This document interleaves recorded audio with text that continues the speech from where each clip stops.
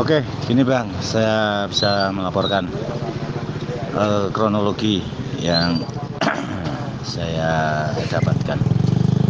Eh, Kemarin sekitar jam 5, saya dapat telepon dari teman relawan yang dari desa Mororejo, bahwasanya barusan dia mendapatkan telepon dari seseorang pemancing yang asalnya dari Kudus, bahwasannya kapal mereka, perahu mancing mereka, kehabisan BBM di laut di seputaran Ujung Piring. Kemudian perahu terombang-ambing. Mereka minta pertolongan agar supaya ada pertolongan perahu atau apa yang bisa menarik perahu mereka ke darat. Kemudian saya langsung menghubungi Basarnas untuk agar segera mengevakuasi bahwa ada 3 orang pemancing yang mati mesin di perairan Ujung Piring, daerah Blebak. Tetapi karena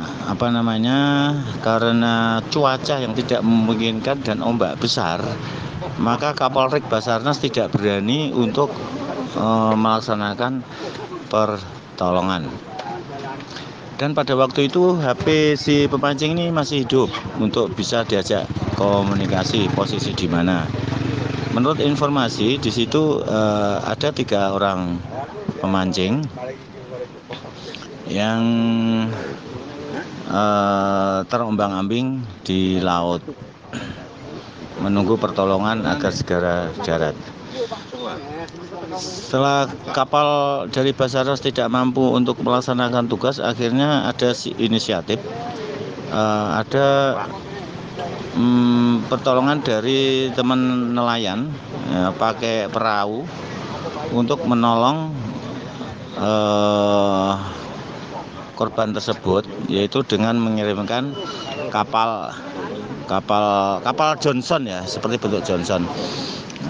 Tapi belum nyampe di lokasi, si kapal ini ternyata karena ombak begitu besar dan anginnya kencang, tidak sanggup juga untuk melanjutkan, sehingga balik kanan menuju ke Pantai Kartini. Dan kondisi korban masih terombang-ambing di laut.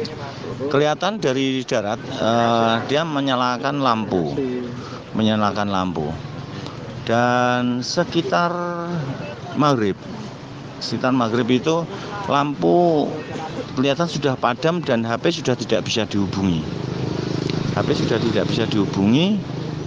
Dan karena teman-teman relawan ini sudah standby di bibir-bibir pantai untuk melaksanakan tugas bila dibutuhkan, dan di bibir pantai itu sudah kelihatan puing-puing perahu dan isi perahu tersebut, dan bisa dipastikan bahwa perahu tersebut sudah tenggelam karena dari isi perahu seperti kayu-kayu, jerigen itu sudah minggir ke pantai, bahwa ternyata perahu sudah tenggelam dan hancur di pukul ombak. Beberapa saat kemudian dari teman-teman relawan yang ada di pantai Ujung Piring ini melihat ada 2 korban yang sedang terombang-ambing di laut dengan menggunakan botol jerigen aqua itu loh, aquavit. Dan akhirnya dari relawan setempat namanya Mas Roni, penduduk di Mororejo itu, mengevakuasi kedua korban tersebut.